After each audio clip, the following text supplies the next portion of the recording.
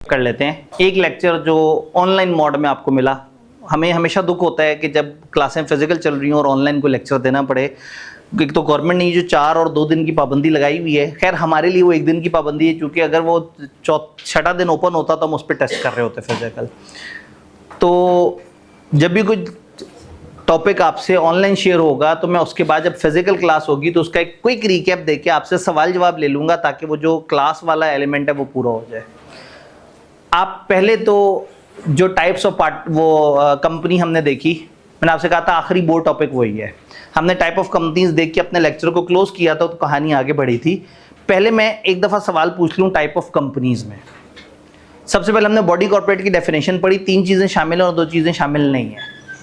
ये बीलो होता तो मैं इस तरह से रिवाइज ना कर रहा होता, लेकिन सीलो वाले पोर्शन में यहाँ क्रैमिंग या पॉइंट्स याद रखना इंपॉर्टेंट है।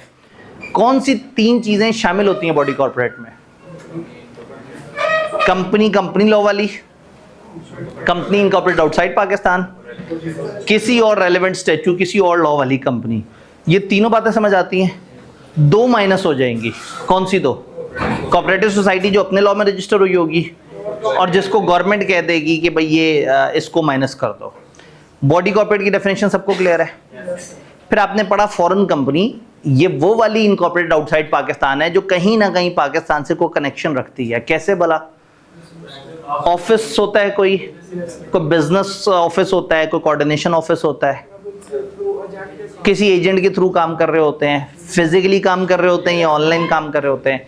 तो दुनिया की सारी कंपनियां कंपनी इनकॉर्पोरेटेड आउटसाइड पाकिस्तान है, लेकिन फॉरेन कंपनी उन सारी कंपनियों में से वो हैं जो किसी ना किसी तरीके से हम पाकिस्तान से डील कर रही हैं। हमें पता होना चाहिए इसमें और बाकियों में फ़र्क, इसलिए कि हमने इसको अपने सिलेबस में कहीं इस्तेमाल नहीं करना, इसलिए हमें पता होना चाहिए। मतलब या तो ये डिफरेंस बता के कुछ खास अचीव करना चाहिए ना कि आगे फलाना सेक्शन में फ़ायदा होता है। कोई बात नहीं, खैर है, किताब ने कहा था, हमने याद कर लिया। फिर हमने कंपनियों की किस्में देखने की कोशिश की। बाय लाइबिलिटी कंपनियों की 3 किस्में हैं और बाय पब्लिक इन्वॉल्वमेंट 2 किस्में। ये बेसिक कैटेगरीज हैं कंपनीज की। आप अपनी कंपनियों के डॉक्यूमेंट्स पे भी ये लिखते हैं कि आपका ये स्टेटस है। तो कंपनीज जो गारंटी वो लाइबिलिटी के हिसाब से थी वो 3 तरह की थी। कौन सी 3? Limited by shares, by guarantee, unlimited company. Limited bye share में मेंबर कब लायबल होंगे और कंपनी की क्या लायबिलिटी है? इन्वेस्टेड अमाउंट तक लायबल है, उससे ज्यादा के लिए लायबल नहीं है। यानी कि कंपनी के पास जितना पेड अप कैपिटल पड़ा होगा कंपनी अदा कर देगी, कंपनी उससे ज्यादा लायबल नहीं है। और घर बैठा शेयर होल्डर अगर अपने पूरे पैसे देके बैठा हुआ है तो उस पर इजाफी कोई लायबिलिटी नहीं है। लेकिन अगर पार्टली पेड अप हुआ तो सर जितना अनपेड अमाउंट है वहां तक वो लायबल है। ये बात सबको समझ आ रही है? कंपनी लिमिटेड बाय गारंटी, जो गारंटेड अमाउंट आपने तय की हुई आप वहां तक लायबल हैं। अगर कंपनी के एसेट्स पूरा नहीं कर सकेंगे तो जितनी गारंटी आपने दी है ओवर नबव आप उसके लायबल है। ठीक हो गया। इसमें शेयर कैपिटल हो भी सकता नहीं भी। अगर शेयर कैपिटल भी आ गया तो क्या होगा? तो शेयर कैपिटल वाली लायबिलिटीज भी ऐड हो जाएंगी, यानी कि अनपेड और ये भी हो जाएगी। कॉमनली इसमें शेयर कैपिटल नहीं होता, लेकिन हो सकता है कि शेयर कैपिटल हो। तीसरी चीज अनलिमिटेड लायबिलिटी कंपनी, ये कहां तक लायबल है? अनलिमिटेड, जितना डब्बे में पड़ा है सारा इस्तेमाल हो जाएगा, कंपनी बंद हो जाएगी, फिर मेंबर्स को घर जाके पकड़ेंगे और उनके जाती पर्सनल एसेट्स में से पैसे मांगे जाएंगे। यहां तक सब क्लियर है? फिर हम पहुंचे दूसरी तरफ 2 तरह की टाइप्स पे। हमने कहा पब्लिक इन्वॉल्वमेंट के हिसाब से आप या पब्लिक हो सकते हो या प्राइवेट हो सकते हो। पब्लिक तो बहुत क्यूट सी डेफिनेशन थी, जो प्राइवेट नहीं होती वो पब्लिक है। प्राइवेट में 3 शर्तें कौन सी थी? प्राइवेट में 3 रिस्ट्रिक्शंस थी कि भाई प्राइवेट हो तुम ये काम नहीं कर सकते। 50 से ज़्यादा मेंबर्स नहीं हो सकते। मेंबर्स अपने शेयर आराम से ट्रांसफ़र नहीं कर सकते अनलेस किसी जगह लिखा हुआ हो, लेकिन नॉर्मल रूल नहीं भेज सकते। तीसरा, आप अपने से पीछे वाली रो से मशवरा कर सकते हैं। इन्विटेशन टू पब्लिक, यानी कि आप पब्लिक को इनवाइट नहीं कर सकते, आओ हमारी कंपनी में इन्वेस्ट करो, बड़ा मजा आएगा, हम बड़ा ज़बरदस्त तरीके से चलेंगे। तो इसका मतलब ये हुआ कि 3 चीज़ों पे जो पाबंदी लगा दे वो प्राइवेट कंपनी है। ये 50 मेंबर्स की गिनती में एम्प्लॉई काउंट नहीं होंगे, मेंबर्स काउंट होंगे। और जॉइंट मेंबर्स का क्या करें? वो 1 काउंट होगा। रिस्ट्रिक्शन और प्रोहिबिशन में क्या? जी, रिस्ट्रिक्शन और प्रोहिबिशन में क्या फ़र्क है? रिस्ट्रिक्शन का मतलब है रुकावट, प्रोहिबिशन का मतलब है ममानियत। फॉर एग्जाम्पल, एक काम लॉ कहे कि जी आप पाकिस्तान में शराब को डील ही नहीं कर सकते, मना है, प्रोहिबिटेड है, ठीक है। मतलब पाकिस्तान में शराब की बाइंग एंड सेलिंग जो है वो प्रोहिबिटेड है। और हम कहें कि जो लोहा इंपोर्ट करने वाला काम है वो रिस्ट्रिक्टेड है, सब लोग लोहा इंपोर्ट नहीं कर सकते, कुछ लोग एक खास कोटे का गवर्नमेंट की खास परमिशन लेके थोड़ा सा इंपोर्ट कर सकते हैं, मना नहीं है, रुकावट है। तो प्रोहिबिटेड का मतलब है एक चीज एब्सोल्युटली मना, ये कर ही नहीं सकते। रिस्ट्रिक्टेड का मतलब है कोई रिस्ट्रिक्शन लगी हुई है। फॉर एग्जांपल मैं कहूं सोना नहीं निकाल सकते जब तक लाइसेंस ना ले लो, तो प्रोहिबिटेड नहीं है, रिस्ट्रिक्टेड है। लाइसेंस मिलेगा तो वो किया जा सकता है। तो मेंबर्स के लिए यहां रिस्ट्रिक्शन है, एब्सोल्युटली मना नहीं है। आपस में तय करके या कंपनी लॉ को फॉलो करके, इसमें सेक्शन 76 होता है, हमारे सिलेबस उसका कोई ताल्लुक नहीं है। जस्ट फॉर अंडरस्टैंडिंग, मैंने पहले भी बताया हो कि अगर किसी ने अपने शेयर बेचने होते हैं तो लॉ ने उसे मना किया हुआ था तुम बाहर के किसी बंदे को शेयर नहीं बेच सकते। तो इसका मतलब ये होता है कि पहले वो अंदर के बंदों से पूछता है कि मैंने शेयर बेचने हैं, एक प्राइस डिटरमिन की जाती है, फिर वो कंपनी के मेंबर्स को ऑफर देता है। जब मेंबर्स जितना खरीद लें उतना, और जो बच जाए वो फिर सबकी इजाजत से बाहर बेच सकता है। तो इसलिए ये कहना गलत होगा कि इसके मेंबर शेयर बेच ही नहीं सकते। इसके मेंबर्स पे शेयर बेचने पे रेस्ट्रिक्शन लगी हुई होती है। डन। 3 शर्तें, तीनों की तीनों समझ आ रही हैं? पक्का? एक स्टेप आगे बढ़े। पब्लिक कंपनी की 2 किस्में थी, लिस्टेड और अनलिस्टेड। लिस्टेड क्या था? जो स्टॉक एक्सचेंज में चलेगा वो लिस्टेड है, और जो स्टॉक एक्सचेंज में नहीं रजिस्टर हुई वो अनलिस्टेड है। वो पब्लिक है, लोग उसमें आके खरीद सकते हैं, लेकिन वो जो मार्केट है स्टॉक एक्सचेंज वो वहां पे नहीं है।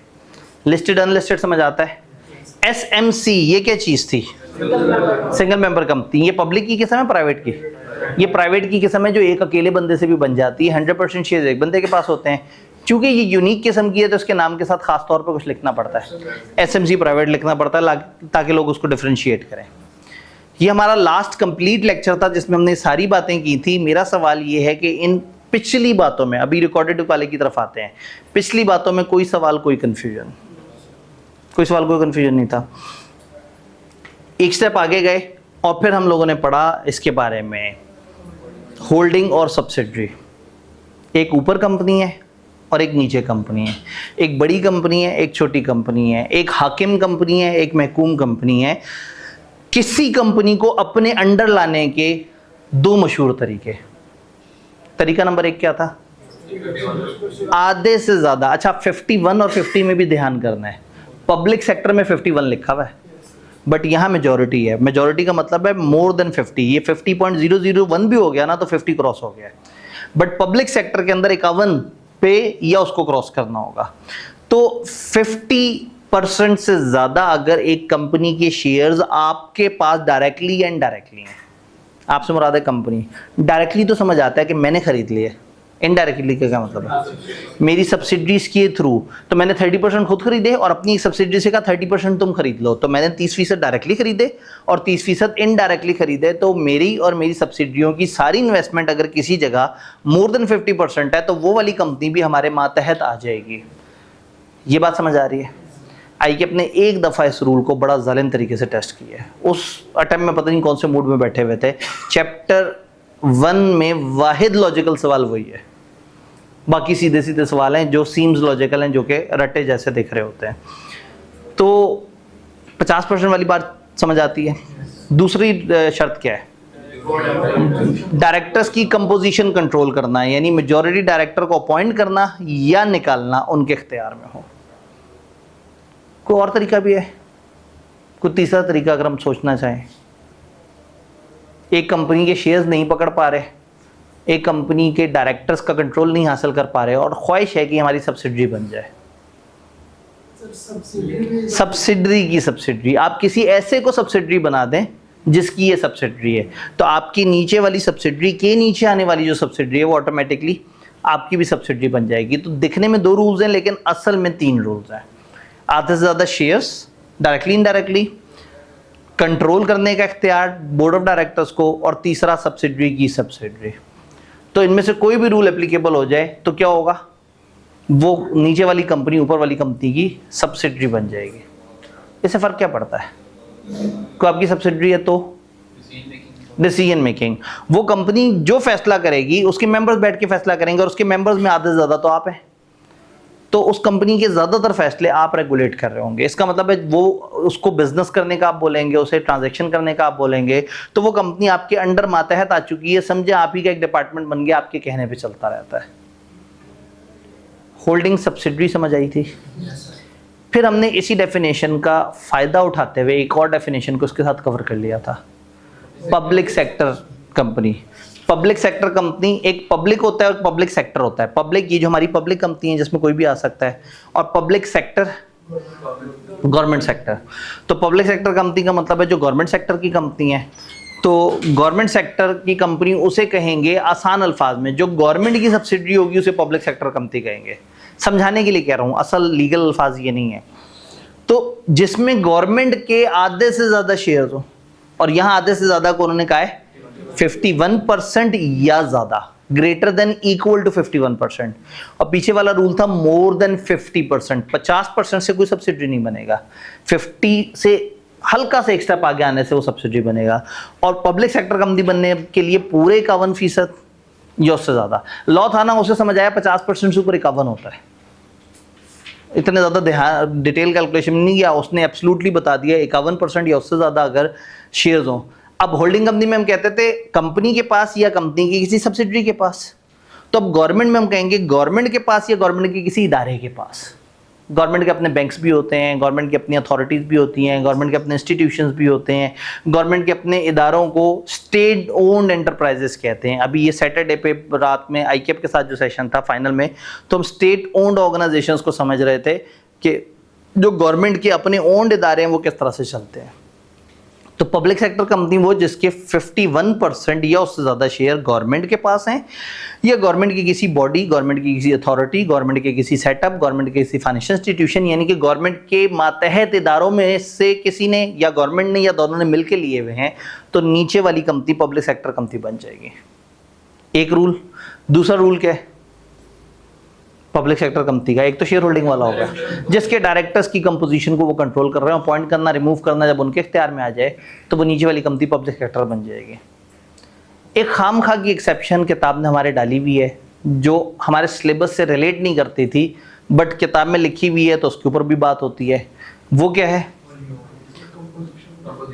जी? कंपोजिशन, कमीशन और स्टॉक एक्सचेंज। अगर कमीशन ने स्टॉक एक्सचेंज के ऊपर कुछ डायरेक्टर्स भेज भी दिए तो भी खुद ब खुद आप उसको पब्लिक सेक्टर कंपनी नहीं बना देंगे। तो कई ऐसी जगह होती हैं जहां गवर्नमेंट किसी वजह से अपने बंदे बिठा देती है, लेकिन इसका ये मतलब नहीं कि वो पब्लिक सेक्टर कंपनी बन जाए। तो उन्होंने कहा कुछ जगह एग्जेम्पशन होगी, कहाँ होगी वो हमारे सिलेबस में नहीं है, लेकिन ये जुमला डाल दिया कि कुछ जगह इस चीज़ को माइनस किया जा सकता है। तो मेरा सवाल ये है कि क्या ये सारी बात समझ आ रही है? पक्का? फिर आपने एक क्यूट सा टेस्ट दिया, ठीक है। एक तो वो ऑनलाइन शेयर हुआ, दूसरा हमने फिजिकल की बात की। क्या फिजिकल से रिलेटेड हमने फैसिलिटेट किया? जी। हमने ग्रुप में कुछ बताया इन्हें? ग्रुप ने, हाँ, चूँकि सामने ही बात हुई थी, तो फिर आप लोगों ने पूछा कि वो टेस्ट कहाँ है फिजिकल वाला? बच्चों ने टेस्ट दिया, ठीक है। दर्दनाक लहजे में बताया कि बहुत सारे बच्चों ने जो है वो टेस्ट दिया है। तो हम लोगों ने तय ये किया था कि हम हफ्ते को शेयर कर देंगे, आप में से कोई उसको वर्चुअली करके वर्चुअली जमा कराना चाहे, कोई वर्चुअली कागज़ पे करके फिजिकली जमा कराना चाहे। और हम ये भी सोच रहे थे कि हम आगे कोई टाइम सेट कर सकते हैं, लेकिन फिर एक प्यारा सोल्यूशन ये निकल आया था कि वाई नॉट के सैटरडे को आपके पास जब पहुँचे तो आप कर फिजिकल लें और उसके बाद जमा करा दें। थोड़ा सा आगे बढ़ेंगे और जब बड़े चैप्टर आएंगे, हम चैप्टर आएंगे, तो वहाँ हम इस तरह से कर लेंगे कि हम उसको एक ऑफिशियल एनवायरनमेंट में यहीं भी क्लास से थोड़ा सा पहले या आगे किसी टाइम पर कंडक्ट कर लेंगे। अल्लाह करे वैसे ही रिस्ट्रिक्शन ख़त्म हो जाए। अब तो इंतज़ार हो गया, गवर्नमेंट को मज़ा आना शुरू हो गया। उन्होंने कहा यार लोग 4 दिन से भी चल लेते हैं, तो वो जो है ना, वो एजुकेशन वालों को तो बिल्कुल ही भूल जाते हैं। वो कहते हैं ये लोग तो जो है ना, ये पता नहीं क्यों इकट्ठे होते हैं, इनके इकट्ठे होने से कौम का नुकसान होता है, गाड़ियाँ धुआं छोड़ती हैं, कमरों में बिजली इस्तेमाल होती है। तो ये जो है ना, इन्होंने बस इस तरह से सोचा हुआ है। तो आप लोगों ने जो टेस्ट किया उसे देख लें। एक और वीडियो थी जो अब तक नहीं पहुंच पाई, और मुझे बाद में संडे को एहसास हुआ, मैंने कहा अब तो टेस्ट भी गुजर गया तो कोई बात नहीं, इस वीडियो को हम अगली दफ़ा भेज देंगे अगले टेस्ट से पहले पहले। वो वीडियो थी कि सवाल कितनी तरह के होते हैं और हमने उसको कैसे लेके चलना होता है। तो पहला टेस्ट था, आसान सा भोला भाला सा टेस्ट था। टेस्ट हमारे पास है, टेस्ट हमारे पास है।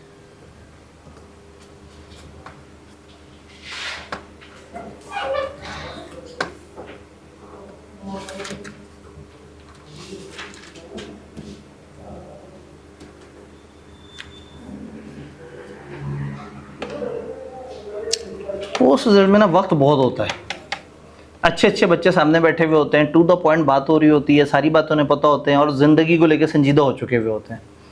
तो इतनी सारी बातें की हैं और अभी भी इतना सारा टाइम पड़ा हुआ है हमारे पास, मज़ा आएगा।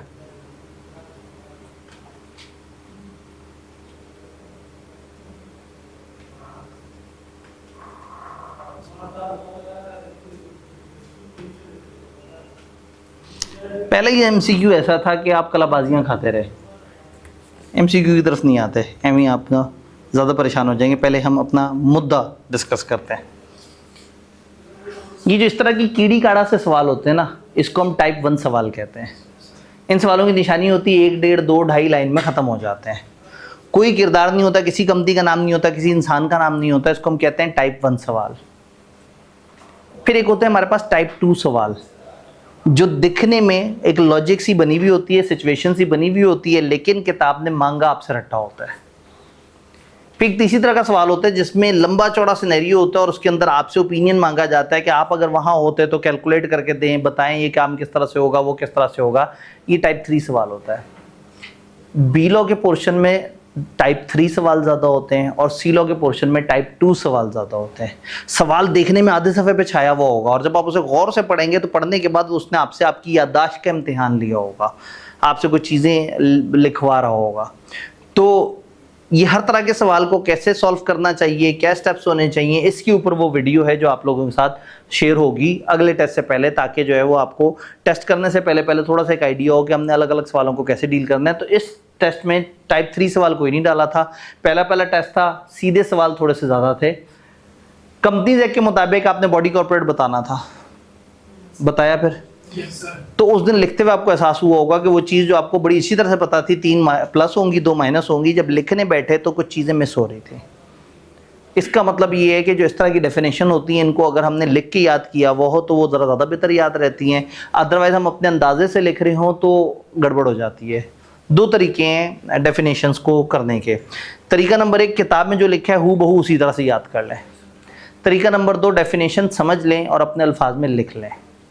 तरीका नंबर 1 एक्यूरेसी देता है, कंप्लीटनेस देता है और पूरे नंबर देता है।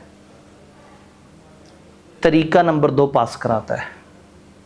क्योंकि तरीका नंबर 1 फॉलो करने के चक्कर में आप इतनी मुश्किल में आ जाते हैं, डेफिनेशंस को रट्टा मारने बैठे हुए होते हैं, याद करने की कोशिश करते हैं, तो वो 5 नंबर अगर आपको याद आ गई तो 5 नंबर पूरे मिल जाएंगे। तो अगर कोई डेफिनेशन बहुत तकलीफ लग रही हो और आप सोचें यार छोड़ ही देता हूँ, उससे बेहतर उसको इतना समझ लेंगे पेपर में आ जाए, आप अपने अल्फाज में लिख दें। 5 नहीं मिलेंगे तो 4 मिल जाएंगे, नहीं तो 3.5 मिल जाएंगे। लेकिन सिरे से छोड़ देने से तो 0 हो जाएगा काम। तो डेफिनेशन जब भी आए, डेफिनेशंस गिनती की हैं हमारी किताब में। आप अभी आप पहले चैप्टर में, तो पहले चैप्टर में डेफिनेशंस की भरमार ज़्यादा है। अदरवाइज डेफिनेशन बहुत ज़्यादा नहीं है, यानी कि मैं एंड पे एक डॉक्यूमेंट अगर बना के लोगों से शेयर करता हूँ कि हमारी टोटल डेफिनेशन है, तो 4 सफ़े पे सारी डेफिनेशन आ जाती हैं पूरे कमती लॉ पोर्शन की।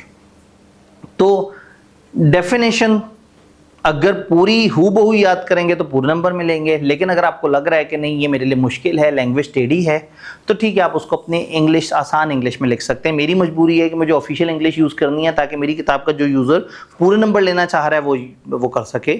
बट आप पाबंद नहीं है, आपको बॉडी कॉर्पोरेट की डेफिनेशन के अंदर थोड़े से आगे लंबे लंबे जुमले मुश्किल लग रहे हैं, आप कहते हैं जी बॉडी कॉर्पोरेट में कंपनी लॉ वाली रजिस्टर्ड कंपनियाँ भी होती हैं, मुल्क से बाहर की रजिस्टर्ड कंपनियाँ भी होती हैं, और एनी अदर लॉ में रजिस्टर्ड कंपनियाँ भी होती हैं।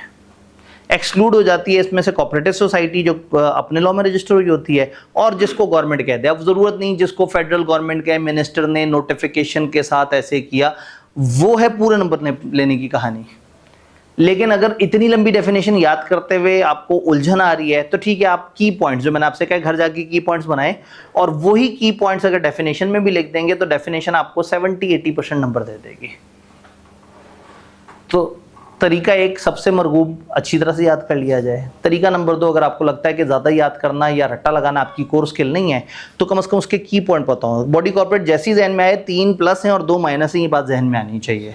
अल्फाज थोड़े बहुत आगे पीछे हो जाए, खैर है, उसका नंबर कट जाएगा, लेकिन ये आपने डिसाइड करना है कि क्या ये वर्थ इट है कि आप उसके लिए इतनी एफर्ट करें। पता नहीं पेपर में टोटल डेफिनेशंस कितनी आनी है, हो सकता है पूरे पेपर में मिला के 3 डेफिनेशंस आई हुई हो सकता है टोटल वो डेफिनेशंस हो 8 से 11-12 नंबर की, तो उसमें से जो कट सकते हैं नंबर हो सकता है वो 2 या 3 हो।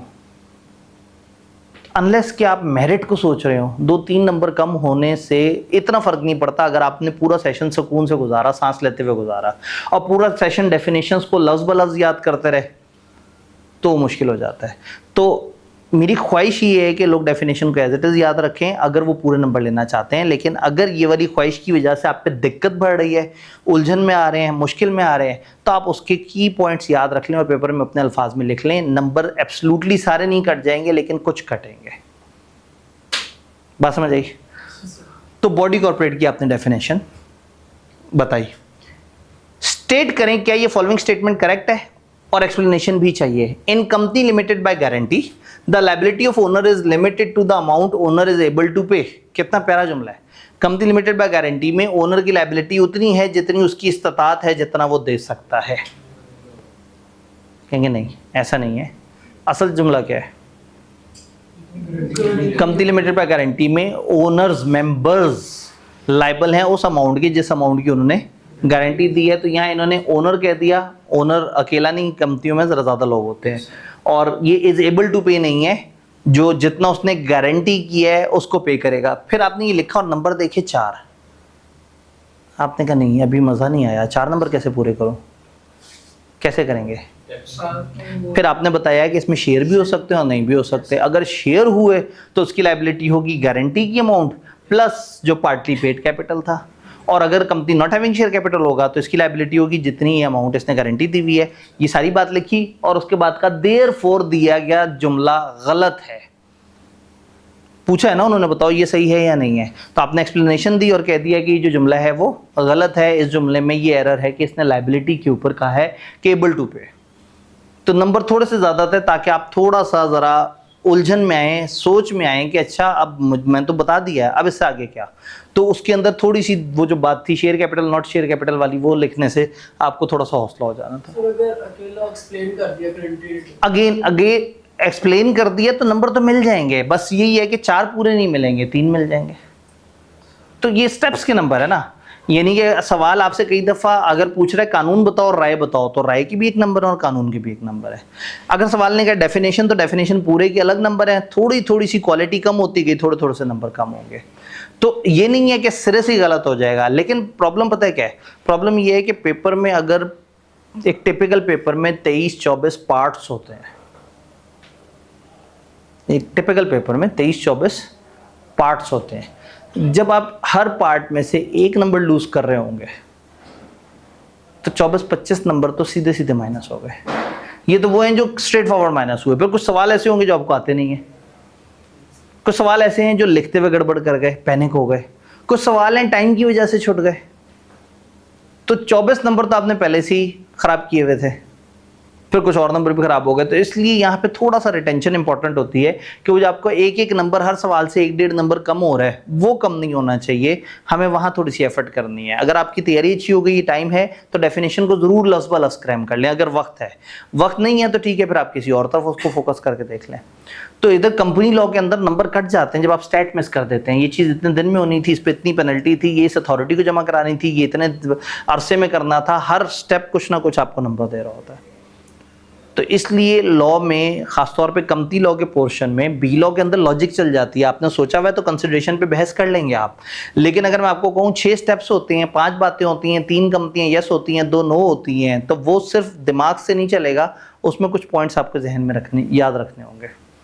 तो हर दिन घर जाके जो हमने पढ़ा है उसके की पॉइंट्स लिख लें। फॉर एग्जांपल होल्डिंग सब्सिडरी में आप की पॉइंट लिख सकते हैं। पहला point, more than 50% shares through itself or with subsidiaries, एक लाइन हो गई। दूसरा, controlling more than 50% directors। इतने लिख देने से भी की पॉइंट तो जहन में आ गया, जरूरी नहीं कि आप उतनी ही पेचीदगी में उस सारे को लिखें। तीसरा, सब्सिडरी ऑफ सब्सिडरी, ये आपने की पॉइंट बता दिए। आगे पब्लिक सेक्टर के अंदर कुछ बातें वो कर दी। तो by the end of that day मेरी किताब का एक सफ़ा या 2 सफ़े आपके रजिस्टर के एक सफ़े पे की पॉइंट्स नोट्स की फॉर्म में आ गए। तकरीबन 62 से 64 सफ़ों के दरमियान पोर्शन ख़त्म हो जाता सारा। तो शायद by the end of this activity आपके कोई 30-31 सफ़े बने हों जिसमें की पॉइंट्स लिखे हुए हों सारे। याद करना भी आसान है। एक चैप्टर शुरू किया, पता लगा 2.5 सफ़े में उसके सारे की पॉइंट्स आपने वो जॉट किए हुए हैं और आप उसके मुताबिक कर सकते हैं। एआई कह रहा है मेरा एक चैप्टर उठा के जीपीटी को दें, किसी एआई टूल को दें, उसे कहें मुझे इसका फ्लो चार्ट बना दो, इसकी की पॉइंट्स की समरी बना दो, मुझे 1 पेजर समरी बना दो जिसमें बातें भी सारी हों, कंप्लीटनेस भी हो और जुमले भी पूरे पूरे ना हो। डेफिनेशन दे के उसे कहो मुझे आसान अल्फाज में इसके की पॉइंट्स बता दें। तो आप एआई को भी यूज़ कर सकते हैं और अगर अपने दिमाग को यूज़ करेंगे तो वो और अच्छी बात है कि आपको आदत बनेगी एक मुश्किल चीज़ को आसान करके लिखने की। मेरी मजबूरी ये है कि मैं किताब में सारे वर्जन नहीं दे सकता, ये सबसे मुश्किल है, दरमियाना और ये बहुत आसान है। मुझे वो वर्जन देना है जो ऑफिशियल वर्जन है, लेकिन मैं क्लास में आपको समझा तो सकता हूँ कि आप स्टेप बाय स्टेप क्या कर सकते हैं। डन। वापस इधर आते हैं। ये पोस्ट रिजल्ट वाली क्लास में ना ज़्यादातर अचानक से पेपर की टेक्निक्स और इसके ऊपर बार बार बातें शुरू हो जाती हैं। प्री वाले में तो ज़्यादातर बात और तरह की चल रही होती है। तो पोस्ट में जो है वो सामने वो लोग होते हैं जो एक्सेप्टिंग होते हैं, जिन्होंने अब रिजल्ट का इंतजार नहीं करना, जिनको पता है हमने पेपर देना ही देना है।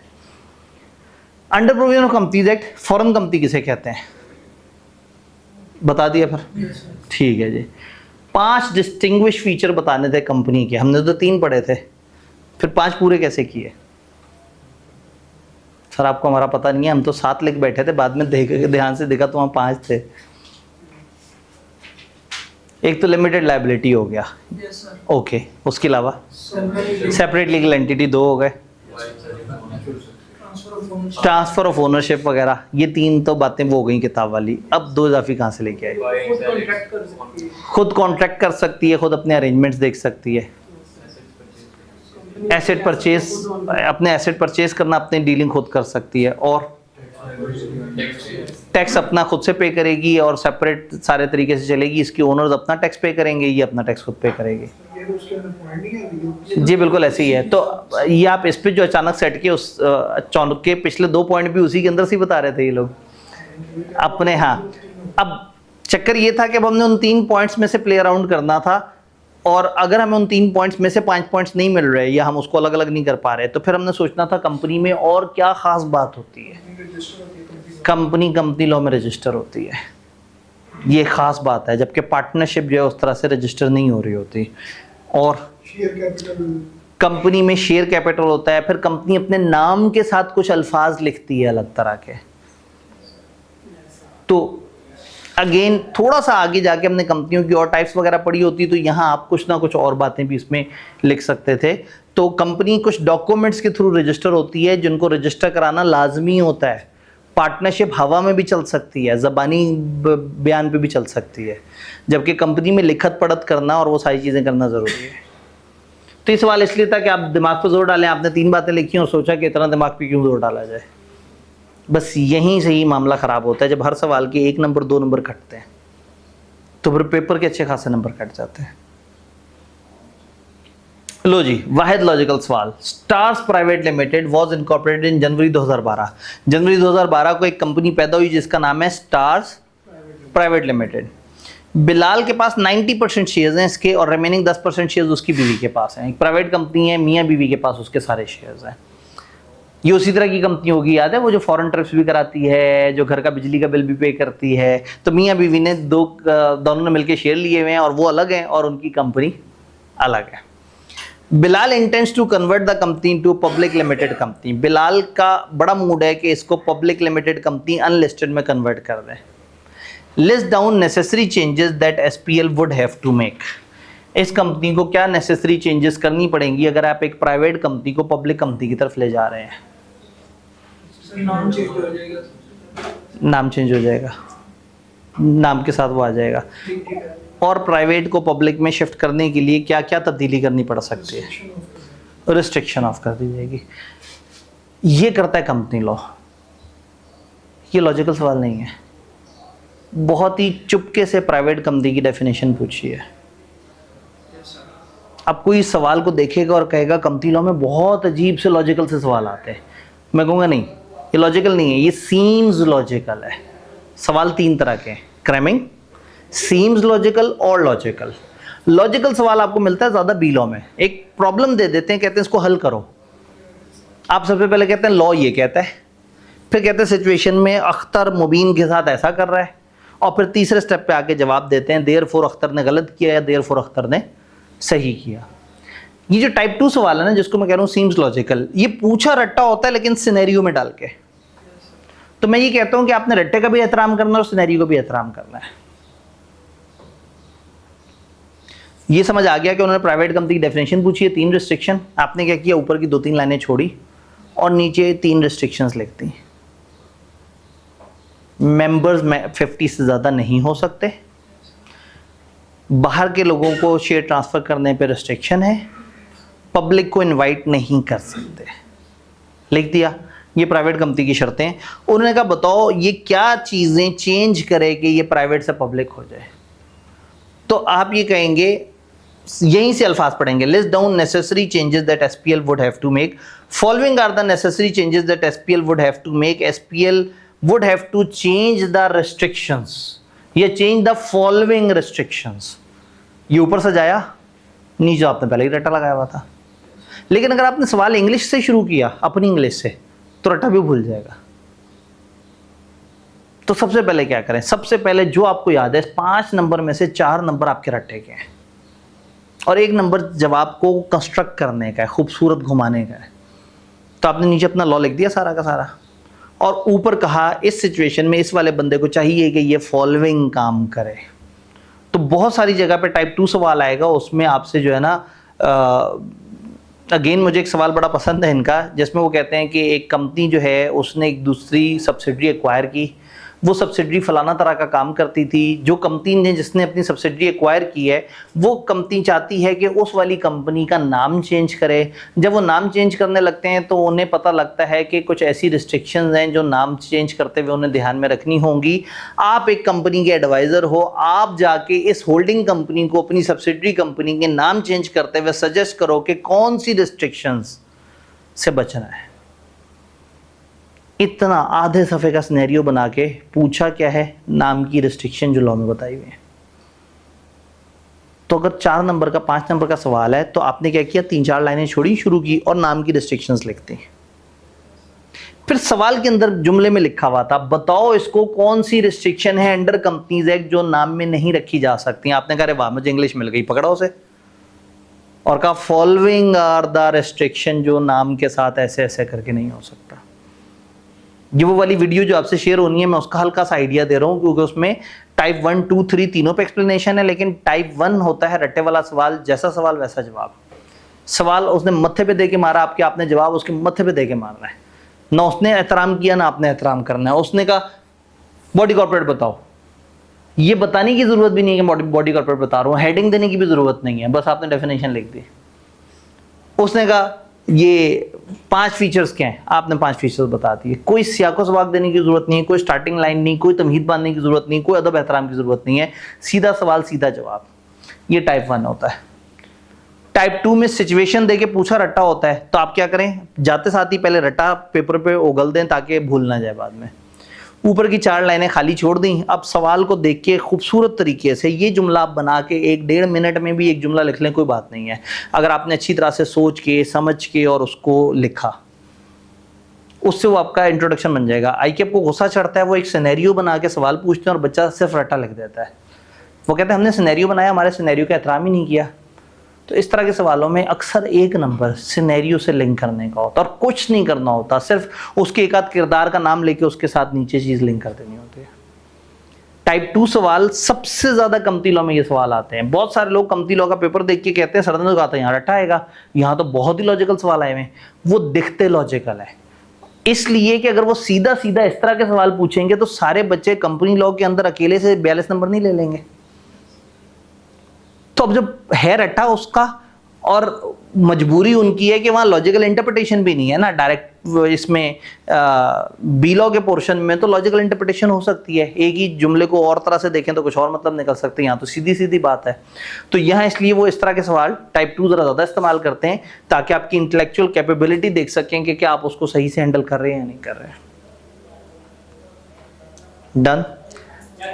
जब भी कोई चैप्टर खत्म होगा तो आपको पास पेपर की वीडियो मिलेगी, उसमें मैं हर सवाल को आपको दिखा के कहूँगा ये टाइप 1 सवाल है, इसको यूं करना था, ये टाइप 2 सवाल है यूं करना था, ये टाइप 3 सवाल है यूं करना था। पूरे सिलेबस में अगर मैं 2 चैप्टर्स को साइड पे कर दूं, चैप्टर 7 को और 9 को, तो आपकी पूरी किताब में शायद 8 लॉजिकल सवाल नहीं मिलेंगे हमें।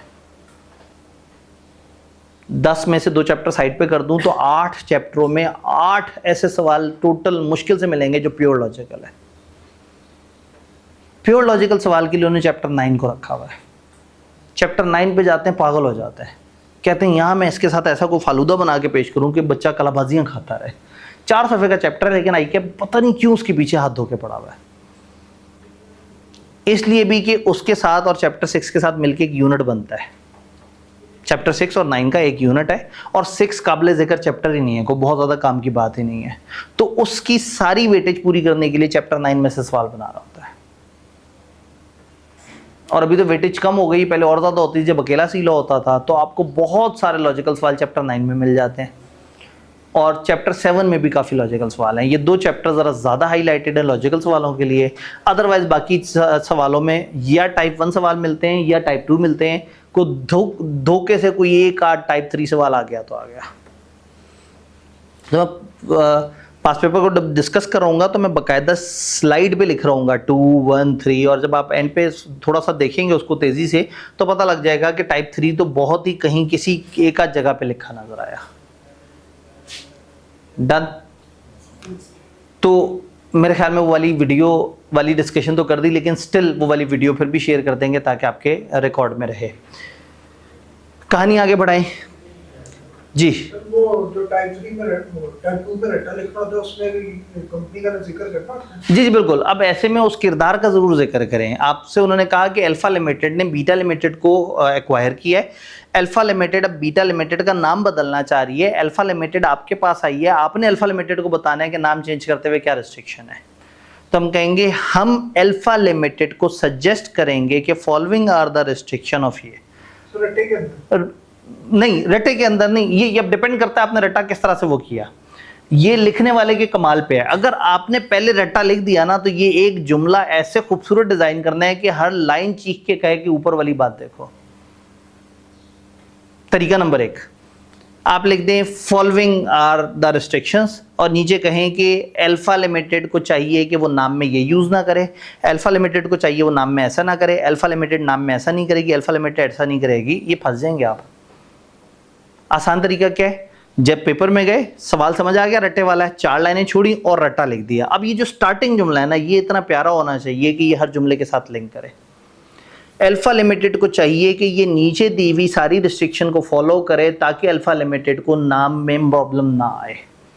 तो अब आई कैप को वो पढ़ते साथ ही समझ आ जाएगा कि इस बच्चे ने खूबसूरत तरीके से इसको लिंक कर दिया। बड़े कम ऐसे सवाल होते हैं जिसमें डीप डाउन लाइन के अंदर जाके आपको दोबारा जिक्र करना पड़े। अगर आपने कैप्शन अच्छा दे दिया तो मसला हल हो जाएगा, और अगर अच्छा कैप्शन नहीं दे पाए तो फिर तकरीबन हर दूसरी लाइन में आपको किरदार का, इंसान का जिक्र करना पड़ जाएगा, वो ज़्यादा मुश्किल हो जाता है जी। All clear. MCQs में क्या होता है, पेपर में आपने जो पढ़ा हुआ होता है सेम वही रेशो 40-60 ऑन एवरेज 4 नंबर के रट्टे वाले और 6 नंबर के लॉजिक वाले। अब MCQ 1000 प्रैक्टिस करने के बाद भी पेपर में आप कॉन्फिडेंट नहीं है, क्योंकि पेपर में 1001वां MCQ आ जाएगा। हाँ, अगर हमने पास पेपर्स के सवाल प्रैक्टिस किए हैं तो पेपर में उस जैसे मिलते जुलते सवाल आ रहे होते हैं। MCQ में प्रॉब्लम में क्या है, आप जब चीज़ याद करके गए हुए हैं, MCQ सीधा सीधा पूछ ले बताओ इन 4 में से क्या सही है, और आपकी याददाश्त के ऊपर से ऑप्शन भी सामने आ गया, आपने ठक जवाब दे देना, नंबर ले लेने। तो फिर क्या होगा, लोग MCQ के 20 में से 20 नंबर पूरे लेंगे, आगे उनके लिए बड़ा आसान हो जाएगा पेपर पास करना। तो आई कैप को MCQ में ना कलाबाजियाँ लगवानी पड़ती हैं। एक एमसीक्यू करने बैठेंगे, इतना बड़ा सिनेरियो होगा और सिनेरियो के अंदर पेचो खम होगा, मिलेगा 1 नंबर या 1.5 या 2 नंबर। और उसके बाद भी उस सवाल की बड़ी अच्छी प्रैक्टिस करके आप ये नहीं कह सकते कि मेरी बड़ी अच्छी ग्रिप हो गई। एमसीक्यू के लिए आपकी याददाश्त पे और लॉजिक पे ग्रिप होनी चाहिए।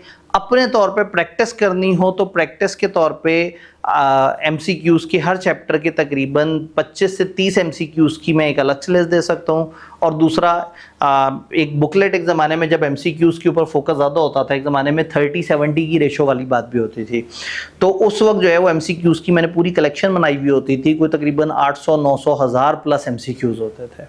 तो आप में से किसी को भी ये लगे कि भाई मैंने एमसीक्यूज़ की बहुत प्रैक्टिस करनी है, तो आपने रब्ता करना है, आपको वो वाली फ़ाइल अलग से मिल जाएगी। आप ईमेल कर दीजिएगा, मैं ईमेल पे आपको वो फ़ाइल दे दूंगा। लेकिन मैं नहीं चाहता कि अवामुन्नास अपनी इतनी सारी एनर्जी सिर्फ एमसीक्यूज़ को ही याद करने पे लगा दे, चूँकि उसे याद नहीं करना और एमसीक्यू करने के बाद भी पेपर में उसने इस दफ़ा फिर से कोई नई वैरायटी करानी है।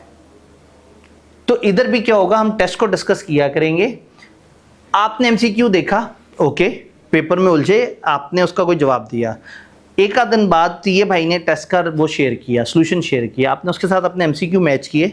जो नहीं मैच कर रहा, दोबारा से देखा कि आपने बी लगाया था, वहाँ सी जवाब है, गौर से सी को देखा, बी को देखा, अच्छा ठीक है, ये वजह थी, आपने उसको अमेंड कर लिया। और अगर आपको लॉजिक नहीं समझ आई तो अगले दिन क्लास में आके अपने आसपास किसी बंदे से कहा, यार ये मैंने इसका ये जवाब लगाया था, सॉल्यूशन में ये आ रहा है, इसमें क्या मसला है। तो हो सकता है दूसरे वाले को उसकी लॉजिक पता हो। और अगर किसी टाइम पे क्लास में 4-5 बंदे आपस में परेशान है, सर जोड़ के बैठे, मैं क्लास में आऊँ तो यहाँ क्लास में सारे बैठे हुए मनाजरा कर रहे हो कि ये सी जवाब सही है, कोई कहे डी जवाब सही है, कोई कहे ए जवाब सही है, अगर इस लेवल का झगड़ा आ जाए तो मुझे बताएं कि सर ये एक आध अटेम्प्ट पीछे, इस एक आध टेस्ट में ये एमसीक्यू ज़रा इसके ऊपर ज़रूर डिस्कशन कर लें।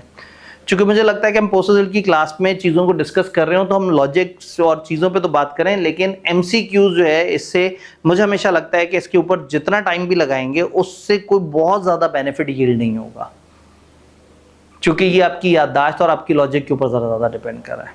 फिर भी जहाँ इख्तलाफ राय हो तो आप पूछ सकते हैं, कोई मसले वाली बात नहीं है, आप उस एमसीक्यू का जिक्र कर सकते हैं, आप जा सकते हैं, परेशान ना हो जी। तो क्या टेस्ट हमारा क्लियर है? तो हम फाइनली इस चैप्टर के आई कैप के सबसे पसंदीदा टॉपिक की तरफ आए।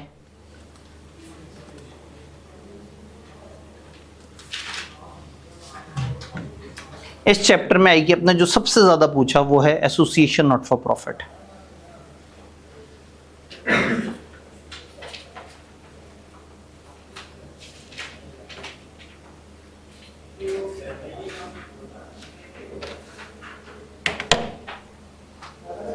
एसोसिएशन नॉट फॉर प्रॉफिट, एक अदर डस्टर यहां आसपास होगा, यस मिल गया।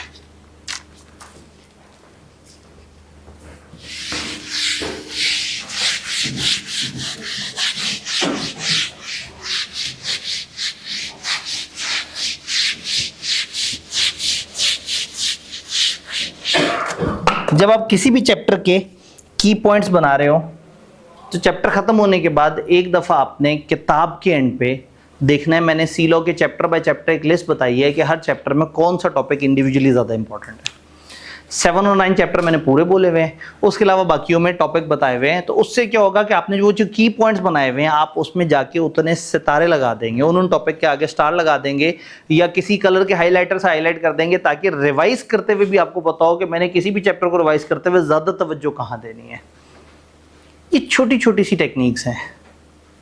शायद आप लोग सोच रहे होते होंगे यार ये बाबा जब बोल रहा है तो ये समझ रहे होंगे कि हम ऐसा करते हैं, बेचारों का दिल टूट जाएगा अगर इन्हें पता लग जाए कि हमने तो अभी तक रजिस्टर खरीदा ही नहीं। मुझे नहीं फ़र्क पड़ेगा, यकीन माने, नुकसान आपका होगा। मुझे दुख होगा इस बात का कि आप लोग अगर बात सुन लेते और इस सब्जेक्ट को सिर्फ इसका एहतराम दे देते तो ये सब्जेक्ट आराम से कवर हो जाता। पोस्ट रिजल्ट की क्लास का मतलब ये है कि आप एक या तो इसको कम टाइम में करना चाहते हैं या आप रिपीट कर रहे हैं। दोनों केसेस में आप पे वाजिब हो जाता है कि आप जब क्लास ली है तो फिर क्लास के एटिकेट्स भी फॉलो कर लें।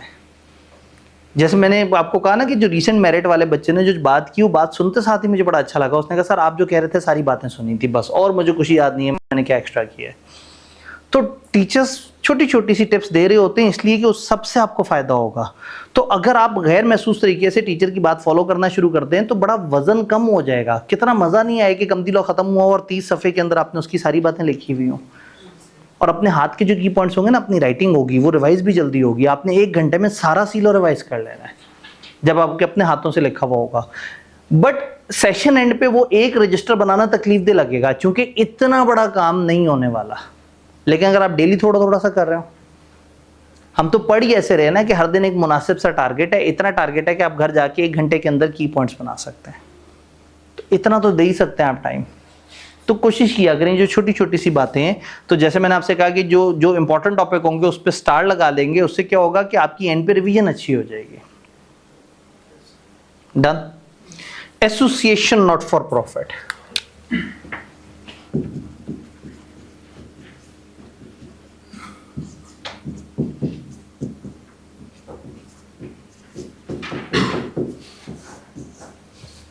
एसोसिएशन तो है लेकिन प्रॉफिट के लिए नहीं है।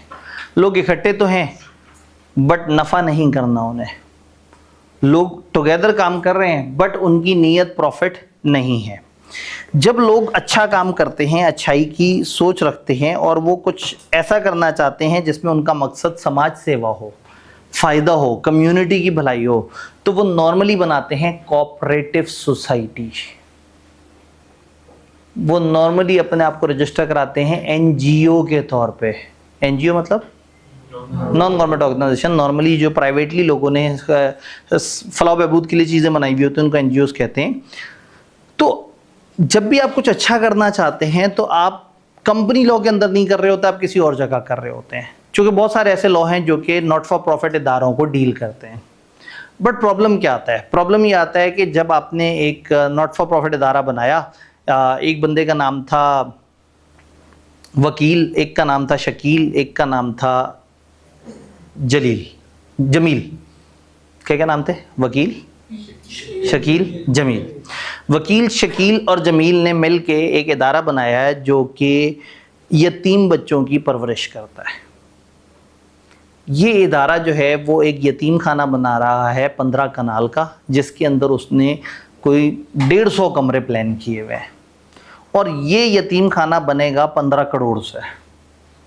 और ये हजरात मुख्तलिफ लोगों के पास जाके कह रहे हैं कि जी हमारा एक बड़ा ज़बरदस्त इदारा है, हमारा बड़ा नॉट फॉर प्रॉफिट इदारा है, आप काइंडली हमें डोनेशंस दें। एक बंदा उनकी बात सुन के मुतासिर हुआ, उसने कहा यार आप इतना ज़बरदस्त काम कर रहे हो, वीडियो देखिए, अरे वाह ज़बरदस्त है, एक पूरा ट्रस्ट बना हुआ है आपका, आप तो बड़ा अच्छा काम कर रहे हैं, नेक काम कर रहे हैं। ठीक है जी, मैं चेक काट के दे देता हूँ ₹1,00,000 का, नाम बताएं इदारे का।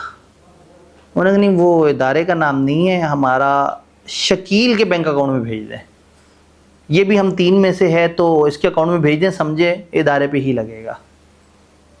अजीब सा नहीं हो जाएगा कि एक बंदा ₹1,00,000 की डोनेशन देने में कायल हुआ और आप कह रहे हैं यार इस बंदे के ज़ाती अकाउंट में जमा करा दो? तो वो कहेगा भाई तुम्हारा बैंक अकाउंट।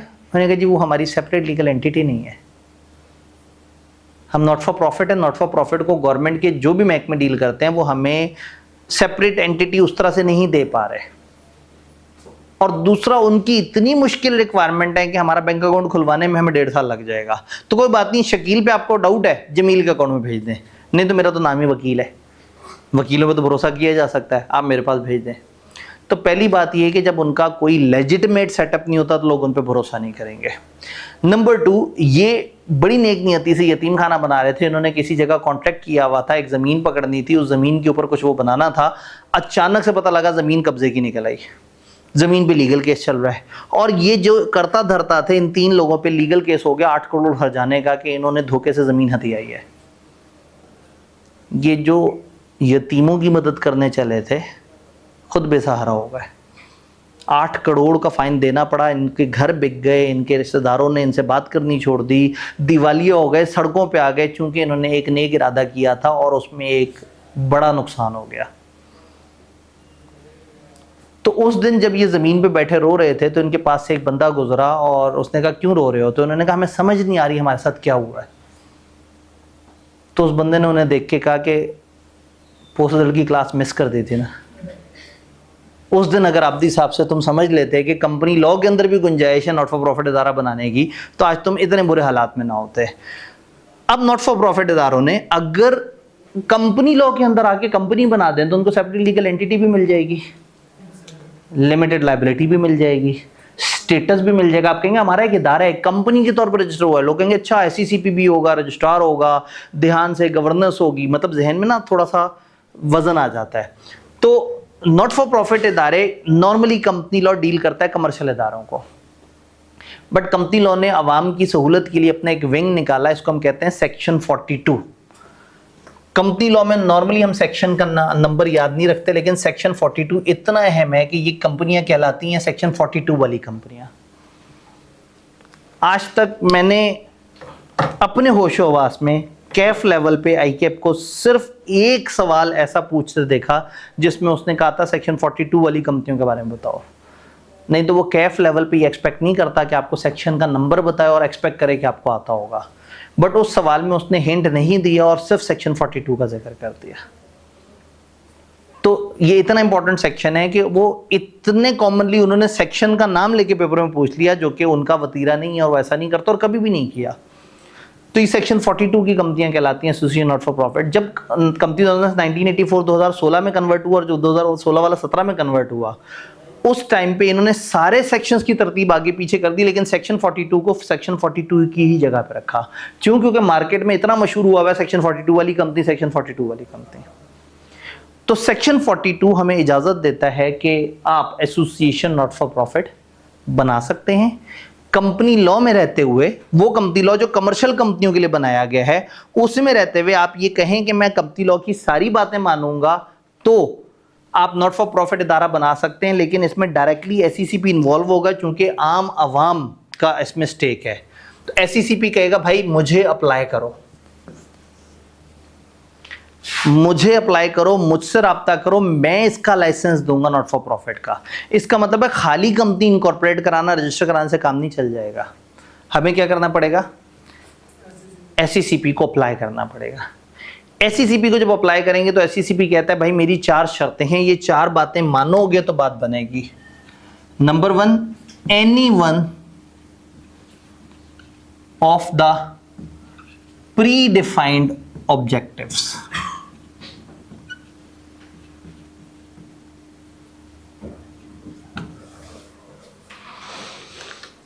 SECP कहेगा देखो मैं दुनिया के सारे नॉट फॉर प्रॉफिट इदारों को डील नहीं करूंगा, मैं ये चंद लिस्ट डिफाइन कर रहा हूं, इस एरिया में अगर तुमने बनाना है तो तुम्हें इजाजत है, इसके अलावा बनाना है मेरे से पूछ लो, अगर मैं इजाजत दूं तो बनेगा वरना नहीं बनेगा। तो उसने एक लिस्ट दे दी कि इनमें से किसी एक मकसद पे आप इदारा बनाना चाहते हैं तो आप इदारा बना सकते हैं। आप अगर आर्ट्स को प्रमोट करना चाह रहे हैं, कॉमर्स को प्रमोट करना चाह रहे हैं, साइंस की बात करना चाह रहे हैं, रिलीजन की बात करना चाह रहे हैं, स्पोर्ट्स की बात करना चाह रहे हैं, सोशल वेलफेयर की बात करना चाह रहे हैं, एनवायरनमेंट की प्रोटेक्शन की बात करना चाह रहे हैं, फलाना की, इन्होंने क्या किया, एक लिस्ट बता दी 11 ऑब्जेक्टिव्स की, और लिस्ट लिखने के बाद 12वें में लिखा एनी अदर एज में बी स्पेसिफाइड, या एनी अदर यूजफुल ऑब्जेक्ट। जिसमें मुझे तब लगी कि अगर आपने यूजफुल कहना ही था, एनी यूजफुल, तो फिर ये 11 चीजें क्यों दी बच्चों को याद करने के लिए? तो सबसे पहले तो 11-12 ऑब्जेक्ट्स हैं जिनमें से एक ऑब्जेक्ट चूज करना होगा। नंबर 2, आपके जो प्रॉफिट्स या सरप्लस होंगे वो मेंबर्स को नहीं जाएंगे। मैंने एक हराम वर्ड इस्तेमाल कर दिया, प्रॉफिट। इदारा क्या है? इदारा जो प्रॉफिट नहीं कमाने के लिए बना, अगर उसके पास कोई प्रॉफिट या सरप्लस हुआ, कैसे आएगा उसके पास प्रॉफिट? इन्वेस्ट करके, सेल करके। देखें, नॉट फॉर प्रॉफिट इदारे का हरगिज ये मतलब नहीं है कि वो प्रॉफिट कमा नहीं सकता।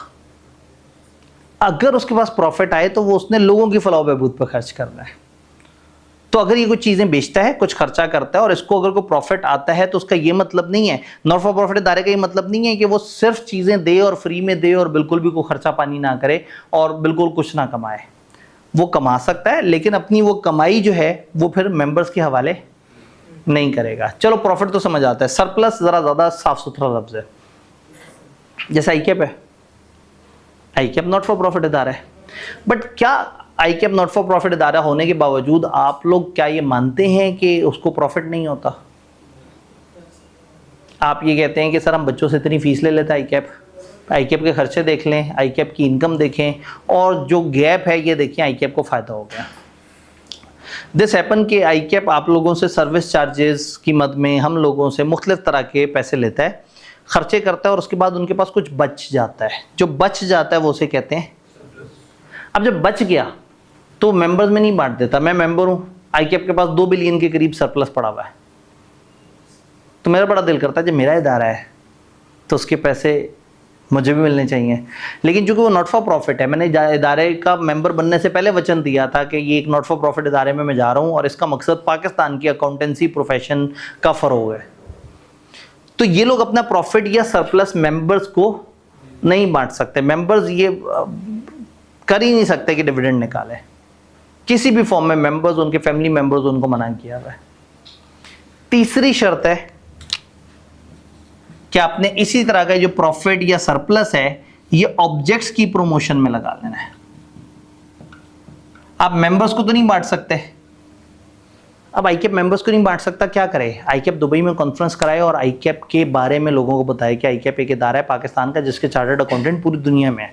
दुबई में कॉन्फ्रेंस करें और सामने 700 बंदा बैठा हुआ हो तो दुनिया आके कहे कि यार ये कौन लोग हैं? ये दुबई में आके पाकिस्तान का एक इदारा दुबई में काम वो कॉन्फ्रेंस करता है और 700 बंदा पहुंच जाता है। इसका मतलब ये तो पूरी दुनिया में फैले हुए हैं। तो इसका मतलब आईकैप ने अपने ऑब्जेक्ट्स को प्रमोट किया। आईकैप अपनी एक्टिविटीज़ को प्रमोट करे, स्कूल करिया गांव जाके लोगों को बताए कि जी सीए क्या होता है, सीए करने से क्या फ़ायदा होता है, एक्टिविटीज़ करे, अपनी सारी चीज़ें। तो ठीक है, वो अपने प्रॉफिट्स अपने ऑब्जेक्ट्स की प्रमोशन में लगाना चाहें तो ये अलाउड है। कोई प्री डिफाइंड ऑब्जेक्ट होगा, प्रॉफिट या सरप्लस, मेंबर्स को नहीं जाएंगे। अगर होंगे तो कहाँ जाएंगे? ऑब्जेक्ट्स की प्रमोशन में। आप अपने ऑब्जेक्ट्स को बढ़ाने के लिए, अपने ऑब्जेक्ट्स को आगे ले जाने के लिए आप ये काम कर सकते हैं। चौथा, नॉट अगेंस्ट पाकिस्तान। आप कभी भी पाकिस्तान के वसीतर मवाद के अगेंस्ट नहीं आएंगे। आप कुछ ऐसा नहीं करेंगे जिससे पाकिस्तान के वसीतर मफाद पे किसी किस्म की कोई आंच आए। क्योंकि एनजीओज जब बनते हैं तो अक्सर जो है वो पाकिस्तान मुखालिफ एजेंडा पे काम कर रहे होते हैं। अक्सर उनका मकसद होता है कि चीज़ों को ख़राब किया जाए। तो एससीसीपी ने कह दिया ठीक है जी भाई, हम आप लोगों को लाइसेंस दे देंगे, 4 शर्तें पहले दिन मानो, और बीच में भी शर्त तोड़ दी तो वहीं से आपकी रजिस्ट्रेशन कैंसिल हो जाएगी। डिफाइंड में से कोई एक ऑब्जेक्ट होना चाहिए, प्रॉफिट्स या सरप्लस मेंबर्स में नहीं बांटने, प्रॉफिट या सरप्लस अगर होंगे तो ऑब्जेक्ट्स की प्रमोशन में लगाएंगे, और आपके ऑब्जेक्टिव ना आज हैं ना फ्यूचर में कभी होंगे पाकिस्तान के अगेंस्ट। ये सारी बात मान जाओ, लाइसेंस मिल जाएगा। लाइसेंस मिलने के बाद ये कंपनी सब कुछ वो करेगी जैसे एक रेगुलर कंपनी करती है। बस ये जो नाम के एंड पे लिमिटेड लिखना होता है एक कमर्शियल कंपनी ने, आप ये लिमिटेड का वर्ड हज़फ कर देंगे, माइनस कर देंगे। तो अक्सर कंपनियां आप देखते हैं उनके एंड पे लिमिटेड लिखा हुआ आ रहा होता है। तो ये वाली कंपनियों को उन्होंने ये कहा है कि आपने नाम के एंड से वर्ड लिमिटेड हटा देना है, क्योंकि लिमिटेड कमर्शियल फीलिंग देता है। मैं अक्सर एक प्री रिजल्ट में एक तजर्बा करता हूँ, लोगों से मैं सवाल पूछता हूँ कि फ़र्ज़ करें आप जो है वो एक जगह जा रहे थे, आप अचानक से गिरे ज़मीन पे, आपके घुटने पे चोट लग गई और अब आप पट्टी कराना चाह रहे हैं और उसकी ड्रेसिंग वगैरह कराना चाह रहे हैं, और सामने आपको 2 हॉस्पिटल नज़र आ रहे हैं। आप उनमें से किसी एक में जाना चाहते हैं। एक हॉस्पिटल का नाम है शकील हॉस्पिटल और एक हॉस्पिटल का नाम है शकील हॉस्पिटल प्राइवेट लिमिटेड। तो मैं अक्सर बच्चों से पूछता हूँ कि आप कहाँ जाएंगे? शकील हॉस्पिटल। क्यों? सस्ता होगा। और शकील हॉस्पिटल प्राइवेट लिमिटेड, ये देख रहे हैं, ये लफ्ज़ बड़ी कमर्शियल सी फीलिंग देते हैं। तो ये वाली कंपनियां limited, private limited, guarantee limited, इस तरह के वर्ड्स अपने नाम के एंड से हटा देंगे ताकि लोग इनके ऊपर ज़्यादा भरोसा कर सकें। तो अगर वो कहेगा ऑर्फन हाउसिंग हमारे इदारे का नाम है तो भरोसा आएगा, और अगर होगा ऑर्फन हाउसिंग लिमिटेड तो फ़ौरन से आएगा यार ये तो कोई कमर्शियल सी एक्टिविटी हो रही होगी, कोई प्रॉफिट मेकिंग इदारा होगा। तो इसलिए इन्होंने लिमिटेड हटा देना है। इस टॉपिक के 3 एरियाज में से पहला एरिया हुआ जिसमें थोड़ी सी लॉजिक थी। Area number 2, cancellation of licence. Cancellation या रेवोकेशन। ये जो लाइसेंस इनको मिलेगा, मैं एक दफा इंग्लिश आपको दिखा दूंगा, एक दफा समझ लें पूरी स्टोरी सामने, और फिर इंग्लिश तो आपको नजर आ ही जाएगी। लाइसेंस, ये जो इनको लाइसेंस मिला है सीसीपी की तरफ से, क्या ये कैंसिल हो सकता होगा या अनलिमिटेड मिल गया है? हो सकता होगा। अगर ये कुछ गलत कर रहे हैं तो एससीसीपी इनको अपॉर्चुनिटी ऑफ बीइंग हर्ड देगा। ये क्या होता है? सुनवाई का मौका मिलेगा इनको, सुनवाई का मौका मिलेगा, समाअत का मौका मिलेगा। इन्हें बुला के इनसे पूछा जाएगा कि हाँ भाई आपको कोई परेशानी तो नहीं है, आपने ये ऐसे गलत किया, हमें लग रहा है। वो कहेंगे नहीं हमें ऐसे नहीं किया, आपको गलत लग रहा है। वो कहेंगे हमें ऐसा लग रहा है, साबित करें। कहीं ना कहीं उनको डिफेंड करने का मौका मिलेगा, लेकिन वो डिफेंड ना कर सके तो हम उनको कहेंगे भाई तुम्हारा लाइसेंस कैंसिल। क्यों कैंसिल हो सकता है? अब अगेन बीलो होता तो हम थोड़ी सी लॉजिकल बातें करते हो और आप जहन में रखते और पेपर में लिख देते, लेकिन यहाँ इन्होंने जुम्मा बाजार लगा दिया शर्तों का, एक लंबी सी लिस्ट दे दी कि क्यों कैंसिल हो सकता है। अगेन जनरल बात हम कर सकते हैं, अगर आपने लाइसेंस की शर्तों को फॉलो नहीं किया, आपने कंपनी लॉ की शर्तों को फॉलो नहीं किया, आपने अपने ऑब्जेक्ट्स की प्रमोशन नहीं की, आपने मेंबर्स को प्रॉफिट देना शुरू कर दिया, आप पाकिस्तान के अगेंस्ट आ गए, आपने अपने ऑब्जेक्टिव बदल दिए, आपने कोई इलीगल एक्टिविटी शुरू कर दी, आपने गलत लोगों का साथ दे दिया, आप रजिस्ट्रार को रिकॉर्ड जमा कराना छोड़ गए, आपने 2 साल से रिकॉर्ड जमा नहीं कराए, आपने एजीएम नहीं करवाई, आप अपना फलाना काम नहीं कर रहे, आप जो है वो इतने अरसे से आप ऑपरेशनल नहीं हैं, तो एक लंबी चौड़ी सी लिस्ट है कि आपने ये गंदी हरकत की है, तो आपका लाइसेंस कैंसिल हो सकता है। तीसरा मरहला, सेकंड वाले में तो रट्टा है। तीसरे मरहले में क्या होगा? पोस्ट कैंसिलेशन इफेक्ट क्या होंगे? तो पहला इशू बनाते वक्त क्या होगा, दूसरा क्यों कैंसिल करेंगे, और तीसरा कैंसिल हो गया तो क्या होगा। भाई आपका एक इदारा है, उस इदारे में 40 लाख रुपया पड़ा हुआ है, मेंबर्स की बड़ी नीयत खराब हो रही है कि 40 लाख हम आपस में बांट लें, लेकिन कानून के तहत वो फंसे हुए हैं। एक काम कर दें, लाइसेंस की वॉयलेशन कर दें, गवर्नमेंट कहेगी आपका लाइसेंस कैंसिल, बंद करो अपनी कंपनी बंद करें, डब्बे में से 40 लाख निकाल के इस्तेमाल कर लें। लॉ ने रास्ता रोक दिया। उसने कहा नॉट फॉर प्रॉफिट इदारा अवाम के लिए बना था, तो इसके पैसे भी अवाम के लिए। अगर वो आपका लाइसेंस रिवोक करेंगे तो सबसे पहले आपसे कहेंगे खबरदार अब डोनेशन नहीं लेनी, कोई रिसीवेबल है तो ले लो, लेकिन अब पब्लिक से मजीद डोनेशन नहीं मांगनी। नंबर 2, कारोबार फौरन से रोक दो। नंबर 3, अपने सारे एसेट्स जोड़ो, इकट्ठे करो और अपने जैसे किसी और नॉट फॉर प्रॉफिट इदारे को दे दो, आइडियली उसी लाइसेंस वाला जो आपने लिया हुआ है। अपने जैसे किसी इदारे को अपने सारे एसेट्स दे दो। हाँ, एसेट्स देते हुए थोड़ा सा खर्चा रख लेना। ये खुश हो गए, अरे वाह थोड़ा सा खर्चा रखना, क्यों? ताकि तुम अपनी कंपनी को वाइंड अप सही से कर सको। वाइंडिंग अप पे भी तो लीगल खर्चा लगेगा, तो अपनी कंपनी को बंद करने के हवाले से जो खर्चा है वो रख लो, बाकी सारा वहां ट्रांसफर कर दो। एसेट भी ट्रांसफर करने हैं, पैसे नेट एसेट्स का मतलब वही वाली बात है कि कुछ एसेट्स फॉर्म में होंगे, कुछ आप उनको रियलाइज करके बेच देंगे। तो जितने भी आपके एसेट्स माइनस लायबिलिटीज हैं, यानी कि आप एसेट्स उन्हें देंगे, कुछ कैश पड़ा हुआ है तो उससे लायबिलिटी सेटल करेंगे, फिर भी कोई लायबिलिटी बच गई तो लायबिलिटीज भी उन्हें दे देंगे। तो अपने नेट एसेट्स उठा के आपने उस नए इदारे को देने हैं। ये करने के बाद आपने रजिस्ट्रार को बताना है कि जी हमने ऐसा कर लिया। जब रजिस्ट्रार देखेगा, सारी फॉर्मेलिटी कहेगा हाँ शाबाश बड़ा अच्छा किया, तो फिर उसके बाद अगला फेज शुरू हो जाएगा कि आपको अब कंपनी बंद करनी है। कंपनी बंद करने के 2 तरीके हो सकते हैं। अगर तो आप अपने 100% एसेट लायबिलिटीज दे चुके और कुछ नहीं बचा, तो सिंपली आप एप्लीकेशन दे दें कि हम अपना नाम कंपनियों के रजिस्टर से स्ट्राइक ऑफ करना चाहते हैं। और अगर ऐसा नहीं है, फर्ज करें कोई लीगल केस अभी दरमियान में चल रहा है, अभी उसका फैसला आना बाकी है, तो अभी आज आपके सारे एसेट्स फाइनल नहीं हुए, अगर आपके कुछ ना कुछ एसेट्स या लायबिलिटीज अभी फंसे हुए हैं और अभी आप उन पे काम कर रहे हैं, तो फिर आप दूसरी एप्लीकेशन दे देंगे कि हम वॉलंटरी वाइंडिंग अप करना चाह रहे हैं, आप हमारे इदारे को वाइंड अप करें और हमें अपने एसेट्स बेचने की इजाज़त दें, ताकि हम ये पैसे उठा के उस वाले इदारे को दे सकें। तो वो पैसे आपने रखे इसलिए थे कि आप 2 में से एक काम करना चाहते हैं। अगर कोई एसेट लायबिलिटी नहीं है तो नाम स्ट्राइक ऑफ कर दें, और अगर कोई एसेट लायबिलिटी है तो वाइंडिंग अप के लिए अप्लाई करें और फिर वो आपकी मदद करेंगे आपकी वाइंडिंग अप में। और जब आप एक दफ़ा उस इदारे से निकल के बाहर आ गए तो 5 साल तक उस कंपनी में ना आप ना आपके कोई रिश्तेदार दोबारा घुसेंगे उस दूसरी कंपनी में जिसको एसेट ट्रांसफ़र किए। वरना ये भी चालाकी हो सकती है, एक और कंपनी बनाई, उसको चीज़ें ट्रांसफ़र की और ख़ुद भी वहाँ ट्रांसफ़र हो गए, तो वो वाला रास्ता भी उन्होंने बंद कर दिया। थीम समझ आया है? समझ इतनी है, लेकिन याददाश्त के लिए छोटे छोटे से बहुत सारे पॉइंट हैं। 4 शर्तें डिफाइंड ऑब्जेक्ट्स में, कोई ये अपने प्रॉफिट्स अपने ऑब्जेक्ट्स की प्रमोशन में लगाएंगे, ये कोई भी डिविडेंड अपने मेंबर्स को देने से रोकते हैं, और इसके ऑब्जेक्ट्स और एक्टिविटीज ना हैं ना होंगे at any time against the law, public order, sanity, sanctity, फलाना फलाना, पाकिस्तान की बका, सालमियत, खुददारी, खुद मुख्तारी और इस तरह के सारे पुठे पुठे अल्फाज, आप उसके अगेंस्ट नहीं आएंगे। अब प्रॉब्लम है कि यहाँ रट्टा लगाते हुए बड़ी तकलीफ होती है।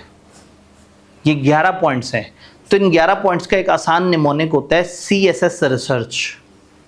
CSS रिसर्च किताब में आप देखेंगे तो वो CSS रिसर्च के हिसाब से मैंने ये सारे लिखे हुए हैं, और उन सबका पहला पहला लेटर जो है उसको अंडरलाइन कर दिया ताकि आप उसे समझ सकें कि वो CSS रिसर्च लिखा हुआ है। तो जब भी किसी जगह इतने ज़्यादा पॉइंट्स आ जाएं कि 8, 10, 11, 12 पॉइंट्स हों, तो सबसे अच्छा होता है कि आप उसका कोई निमोनिक बना लेते हैं। हर किसी का पहला पहला लेटर पकड़ते हैं और उसका कोई वर्ड बना देते हैं, या आप पहला पहला लेटर पकड़ के उसका कोई सेंटेंस बना देते हैं और वो सेंटेंस ज़हन में रख लेते हैं और उसके पहले पहले लेटर से कुछ बना लेते हैं। हो सकता है आपके यहाँ सर बहुत ही साइंस हो गई, सामने आसान सा लिखा हुआ नजर आ रहा है, हम याद कर लेंगे। हम याद कर लेंगे कि कुछ तो वो वाली बातें हैं पढ़ाई वाली। वो नहीं होता मैट्रिक के बाद कॉमर्स में जाना है, आर्ट्स में जाना है या साइंस में जाना है, ये चीज़ें होती हैं ना कि आप साइंस में जा रहे होते हैं या आर्ट्स में जा रहे होते हैं, और जिनको कुछ नहीं समझ आता वो कॉमर्स में आ जाते हैं।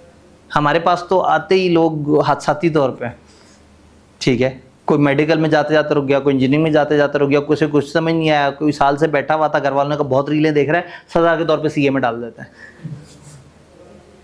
फिर उसके बाद मज़हब, सेहत, एजुकेशन, ये जो 3 चीज़ें बहुत ज़्यादा ज़रूरी होती हैं कौम के लिए, उसकी हेल्थ, उसकी एजुकेशन और उसका मज़हब। फिर उसके बाद स्पोर्ट्स, वो स्पोर्ट्स एक अलग चीज़ है। एनवायरनमेंट प्रोटेक्शन, सोशल वेलफेयर और चैरिटी, ये 3 अच्छे काम इकट्ठे कर सकते हैं। स्पोर्ट्स को इनके साथ जोड़ सकते हैं कौम के लिए, हेल्थ, एजुकेशन, रिसर्च और स्पोर्ट्स बड़ा अच्छा है वसीतर मफाद के लिए। ये अच्छाई वाली बात है, environment protection, social welfare, charity, और ये एनी अदर यूजफुल।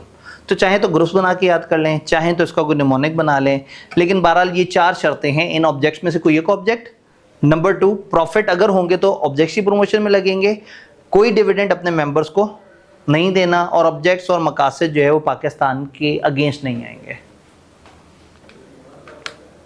SECP आपको लाइसेंस देगा उन कंडीशंस पे जो उसको ठीक लगेगा। एसोसिएशन सारे प्रिविलेजेस एंजॉय करेगी लिमिटेड कंपनी के, और सारे उसकी ऑब्लिगेशन, सब कुछ कंपनियों वाला आपने करना है, सिवाय वो जो वर्ड्स होते हैं ना लिमिटेड, गारंटी, लिमिटेड, आप वो हटा देंगे। लाइसेंस SECP रिवोक कर सकता है। SECP आपको नोटिस इन राइटिंग देगा और SECP एक अपॉर्चुनिटी प्रोवाइड करेगा आपको, और रेवोकेशन पर रजिस्ट्रार अगेन वो जो एंडिंग वर्ड्स है वो नाम के साथ लिख देगा, और वो जो सारे प्रिविलेजेस, बेनिफिट्स आपको मिल रहे थे वो सारे के सारे खत्म हो जाएंगे। लाइसेंस रिवोक कैसे होगा? अगर इनमें से कोई भी बात हो जाए, कंपनी या उसकी मैनेजमेंट टर्म्स और कंडीशन ऑफ लाइसेंस फॉलो ना करे। अब अगेन जब की पॉइंट बनाएंगे तो कंडीशंस ऑफ लाइसेंस, इतना पॉइंट आपको बड़ा क्लियर कर बता देगा कि आप बुरी बात कर रहे हैं ना, तो कंडीशन ऑफ लाइसेंस का मतलब है कि कंडीशन ऑफ लाइसेंस पूरी नहीं हुई है। तो याद करने के हवाले से ये इतना सा एक साइड पे, एक रजिस्टर के एक साइड पे एक इतना सा डब्बा होगा जिसके अंदर 3-3, 4-4 कीवर्ड्स आ रहे होंगे इन सारे पॉइंट्स के। Terms and condition of licence follow नहीं हुई, इस सेक्शन की कोई रिक्वायरमेंट या इसके रेगुलेशन पूरे नहीं हुए, कंपनी के अफेयर्स पब्लिक इंटरेस्ट के प्रेजुडिशियल चल रहे हैं, नुकसानदेह चल रहे हैं उनके लिए, कंपनी ने डिफॉल्ट कर दिया, रजिस्ट्रार के पास फाइनेंशियल स्टेटमेंट्स या एनुअल रिटर्न पिछले 2 सालों की नहीं जमा कराई, कंपनी पाकिस्तान के इंटरेस्ट, सोवरेनिटी, इंटेग्रिटी इसके अगेंस्ट आ गया, या पाकिस्तान से जिनके फ्रेंडली रिलेशन है जिन स्टेट्स के, आजकल आपको पता है सारी दुनिया से हमारे फ्रेंडली रिलेशन है, हम उनके साथ भी, उनके साथ भी, उनके साथ भी और उनके साथ भी हैं, वो 2 आपस में लड़ रहे हैं, हम उनके साथ भी हैं और उनके साथ भी हैं, उनमें से कोई हमला कर देता है तो हम उसको कहते हैं कि यार कितना गलत किया, फिर ये कहते हैं देखो मेरे साथ जो हुआ, हम कहते हैं हाँ उसने तुम्हारे साथ बड़ा गलत किया, तो हम सबके साथ हैं। तो बहरहाल friendly relation. Number of member 3 से अगर नीचे चले गए, इसका मतलब 3 से कम मेंबर्स पे भी वो लाइसेंस खत्म कर देंगे। कंपनी बनाई गई है अनलॉफुल फ्रॉडुलेंट एक्टिविटीज के लिए, कंपनी को वो बंदे चला रहे हैं जो कि प्रॉपर ट्रू अकाउंट्स नहीं बना रहे, कंपनी वो बंदे चला रहे हैं जो टेररिस्ट फाइनेंसिंग, मनी लॉन्ड्रिंग में है, कंपनी वो बंदे चला रहे हैं जो मेमोरेंडम आर्टिकल या SECP की रूल्स को फॉलो नहीं कर रहे, कंपनी साल से काम नहीं कर रही, और आखिरी बात, it is just an equitable, हमें मुनासिब लागे है कि हम लाइसेंस कैंसिल कर दें। एंड पे अपनी डिस्क्रिप्शन तो हर जगह रखी है, लॉजिक हमने समझ ली थी, मैं सिर्फ सामने स्क्रीन पे इसलिए दिखा रहा हूं कि जब आप घर जाएं तो आपको एलियन फील ना हो। ये बात समझ आई? अब effect of revocation of licence, licence खत्म हो जाएगा तो अब क्या होगा, कंपनी स्टॉप कर देगी सारी एक्टिविटीज सिवाय रिकवरी ऑफ मनी जो कि उसने करनी थी। कंपनी सॉलिसिट या रिसीव नहीं करेगी डोनेशन आप लोगों से, अब लोगों से डोनेशन मांगना बंद कर देगी। सारे नेट एसेट्स कंपनी के खास तरीके से ट्रांसफर हो जाएंगे किसी और सेक्शन 42 वाली कंपनी को, प्रेफरेबली सिमिलर या आइडेंटिकल ऑब्जेक्ट। आप हेल्थ पे काम कर रहे थे तो अच्छा है कि ये भी हेल्थ पे काम करें, बट उन्होंने मैंडेटरी नहीं कहा, प्रेफरेबली कहा है। इसका मतलब वो ना मिले तो किसी और को भी कर सकते हैं। With in 90 days of revocation, 90 दिनों के अंदर अंदर आप एसेट्स ट्रांसफर कर देंगे। एक रीजनेबल अमाउंट आप रख लेंगे to meet expenses of winding up या making application to strike off the name. आप उतने पैसे रख लेंगे ताकि आपके वो वाले खर्चे पूरे हो जाएं। इस ट्रांसफर के बाद members and officer of first company और any of their family member shall not be eligible to hold any office in letter company for next 5 year. तो कीवर्ड आप बना सकते हैं not joining other company for 5 year. उसको देख के आपको मतलब समझ आ जाएगा। लेकिन अगर आपको ये कीवर्ड देख के मतलब नहीं समझ आता तो मत जाएं इस तरफ, किताब को याद कर लें, कितनी को बड़ी किताब है, बट लिख लेंगे की पॉइंट्स तो वो ज़रा ज़्यादा फायदेमंद हो जाएंगे। ऊपर की रिक्वायरमेंट को कंप्लायंस करने के बाद बोर्ड फाइल कर देगा 15 दिन में एक रिपोर्ट रजिस्ट्रार को कि भाई हमने अपने सारे जिम्मेदारियां पूरी कर दी हैं। जब रजिस्ट्रार उस रिपोर्ट को एक्सेप्ट कर लेगा तो 30 डेज के अंदर अंदर या तो नेसेसरी प्रोसीडिंग्स वाइंडिंग अप के लिए शुरू कर देंगे, या अगर कंपनी के कोई एसेट लायबिलिटीज नहीं है, बिल्कुल साफ हो चुकी है, तो एप्लीकेशन दे दें रजिस्ट्रार को कि हमारा नाम स्ट्राइक ऑफ कर दो कंपनी के रजिस्टर से। अगर रिक्वायरमेंट आपने टाइम से कंप्लाई नहीं की तो एसईसीपी आपके ऊपर एक एडमिनिस्ट्रेटर बिठा देगा और वो एडमिनिस्ट्रेटर फिर कंपनी को जबरदस्ती वाइंड अप करेगा अपने तरीके से। इस चैप्टर का सबसे पसंदीदा topic association not for profit. इस चैप्टर में 3 बातें आई कि आपको बहुत ज्यादा पसंद है, होल्डिंग सब्सिडरी, प्राइवेट कंपनी की 3 शर्तें और एसोसिएशन नॉट फॉर प्रॉफिट। तो होल्डिंग सब्सिडरी की 3 शर्तें, प्राइवेट कंपनी की भी 3 शर्तें और इसकी भी 3 फेजेस। ये उनको बहुत ज़्यादा पसंद है। डेफिनेशंस के हिसाब से अगर हम देखें तो बॉडी कॉर्पोरेट उनकी जानू डेफिनेशन है। जब चैप्टर 1 से सवाल बनाने का बिल्कुल दिल नहीं होता तो भी कहते हैं चलो कोई नहीं यार बॉडी कॉर्पोरेट तो लिख ही देना, कम से कम टिक लग जाए, दिल को तसल्ली हो जाती है मैंने चैप्टर 1 से कुछ ना कुछ पूछा था। डन। तो आज टॉपिक 1 था, लेकिन ये लॉजिकली हमने इसको समझना था, आपने घर जाके इसे देखना है। और दूसरा, आज के दिन हमने बहुत सारी छोटी छोटी डिस्कशन करनी थी कि अटेम्प्ट करते हुए क्या एहतियात करनी है, टाइप 1, 2 सवाल क्या है, किस तरह से है। स्टिल उस वीडियो की नीड ख़त्म नहीं हुई, वो वीडियो भी आपसे शेयर हो रही होगी, लेकिन फ़िलहाल हमने जो आज का टारगेट है उसे पूरा किया। डन। बस इसी तरह से आप लोग एक्टिवली वो करें और हर दिन जब भी कोई कन्फ्यूजन हो, ज़रा सी भी कन्फ्यूजन, आपने सवाल ज़रूर पूछने हैं। एक बड़ा फ़ायदा ये हुआ कि कम बच्चों के साथ सवाल बड़े कम हो जाते हैं। तो वही अभी आज मैं जब प्री रिजल्ट की क्लास में था तो तकरीबन हम लोग कोई 40 मिनट तक तो सवाल जवाब ही करते रहे थे।